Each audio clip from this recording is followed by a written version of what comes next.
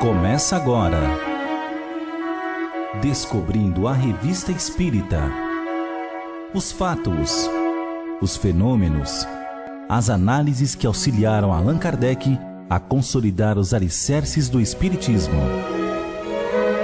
Descobrindo a Revista Espírita. Pesquisa e apresentação, Luiz Armando de Freitas Ferreira.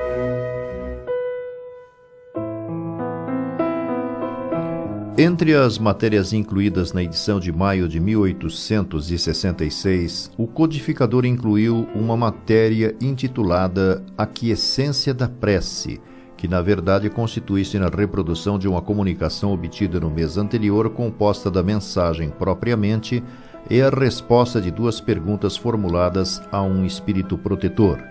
Diz a entidade: imaginais quase sempre que o que pedis na prece deve realizar-se por uma espécie de milagre. Essa crença errônea é a fonte de uma porção de práticas supersticiosas e de muitas decepções. Também conduz à negação da eficácia da prece, porque vosso pedido não é acolhido da maneira por que vós o entendeis, concluís que é inútil e então por vezes murmurais contra a justiça de Deus. Outros pensam que, tendo Deus estabelecido leis eternas às quais todos os seres estão submetidos, não é possível derrogá-las para atender aos pedidos que lhes são feitos. É para vos premunir contra o exagero destas duas ideias que me proponho para vos dar algumas explicações sobre o modo da aquiescência da prece.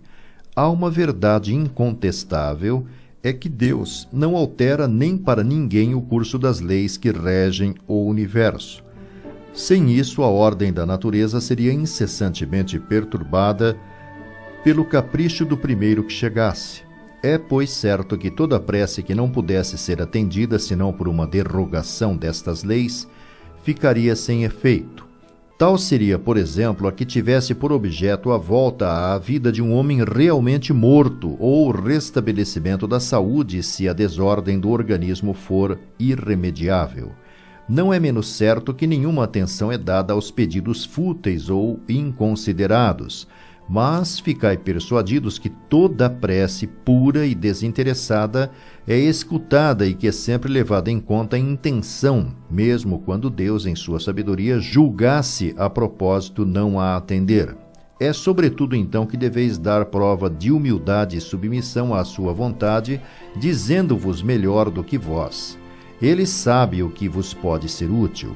Há, por certo, leis gerais a que o homem está fatalmente submetido, mas é erro crer que as menores circunstâncias da vida sejam paradas de antemão de maneira irrevogável. Se assim fosse, o homem seria uma máquina sem iniciativa e, por consequência, sem responsabilidade. O livre-arbítrio é uma das prerrogativas do homem. Desde o momento que ele é livre de ir para a direita ou para a esquerda, de agir conforme as circunstâncias, seus movimentos não são regulados como os de uma máquina, conforme faz ou não faz uma casa e conforme a fez de uma maneira ou de outra. Os acontecimentos que disso dependem seguem um curso diferente, desde que subordinados à decisão do homem não são submetidos à fatalidade.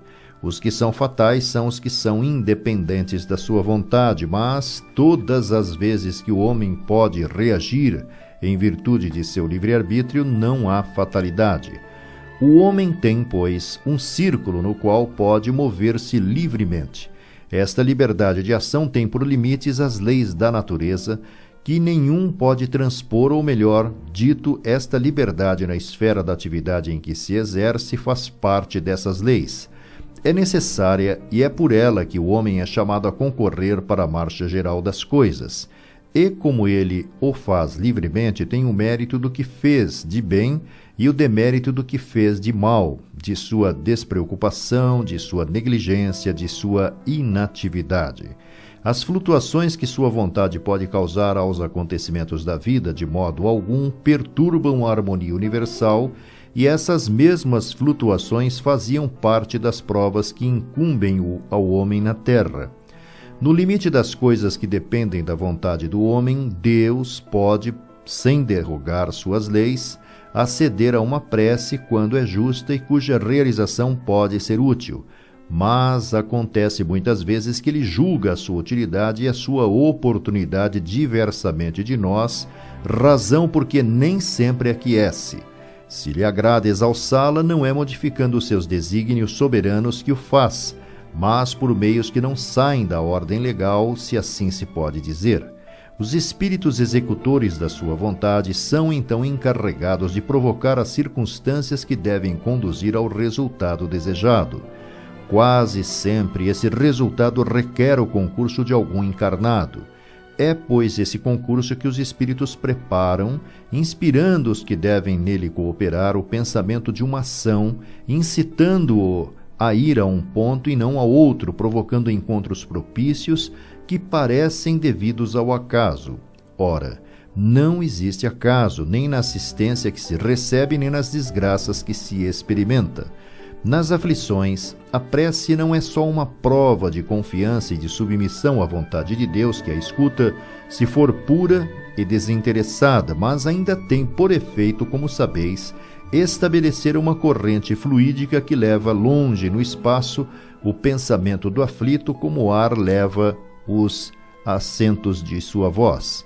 Esse pensamento repercute nos corações simpáticos ao sofrimento e estes, por um movimento inconsciente, como atraídos por um poder magnético, se dirigem para o lugar onde sua presença pode ser útil. Deus, que quer socorrer aquele que o implora, sem dúvida poderia fazê-lo por si mesmo, instantaneamente, mas, como disse, não faz milagres, e as coisas devem seguir seu curso natural. Ele quer que os homens pratiquem a caridade, socorrendo-se uns aos outros. Por seus mensageiros leva o lamento aonde pode encontrar eco, e lá bons espíritos sopram um bom pensamento, posto que suscitado o pensamento por isto mesmo, que sua fonte é desconhecida, deixa o homem toda a sua liberdade. Nada o constrange. Há, por conseguinte, todo o mérito da espontaneidade se cede à voz íntima que nele faz apelo ao sentimento do dever, e tudo o desmerece. Se dominado por uma indiferença egoísta, ele resiste. Segue-se a primeira pergunta à entidade espiritual. Há casos, como num perigo iminente, em que a assistência deve ser pronta. Como ela pode chegar em tempo útil se é preciso esperar a boa vontade de um homem e se essa boa vontade está ausente por força do livre-arbítrio? Obtendo-se a resposta: não deveis esquecer que os anjos da guarda, os espíritos protetores, cuja missão é velar pelos que lhes são confiados, os seguem, por assim dizer, passo a passo. Não lhes podem evitar as apreensões dos perigos que fazem parte das suas provações, mas, se as consequências do perigo podem ser evitadas, como previram antes, não esperam o último momento para preparar os socorros. Se por vezes se dirigem aos homens de má vontade, é visando procurar despertar neles os bons sentimentos, mas não contam consigo. Quando, numa posição crítica, uma pessoa se acha como que a propósito para vos assistir, e exclamais: é a providência que a envia. Dizeis uma verdade maior do que pode supor. Se há casos prementes, outros que o são menos, exigem um certo tempo para trazer um concurso de circunstâncias favoráveis, sobretudo quando é preciso que os espíritos triunfem pela inspiração da apatia das pessoas cuja cooperação é necessária para o resultado obter. Essas demoras na realização do desejo são provações para a paciência e a resignação. Depois, quando chega a realização do que se desejou, é quase sempre por um encadeamento de circunstâncias tão naturais que absolutamente nada denuncia uma intervenção oculta, nada afeta a mais ligeira aparência de maravilhoso.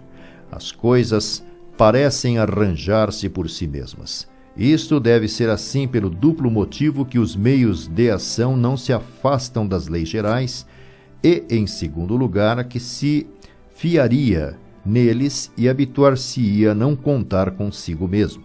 Essa assistência deve ser compreendida por ele por pensamento, pelo sentido moral e não pelos sentidos materiais.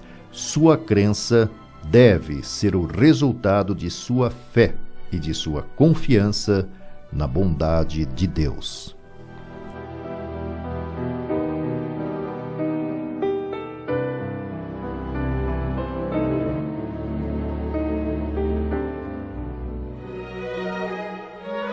Você ouviu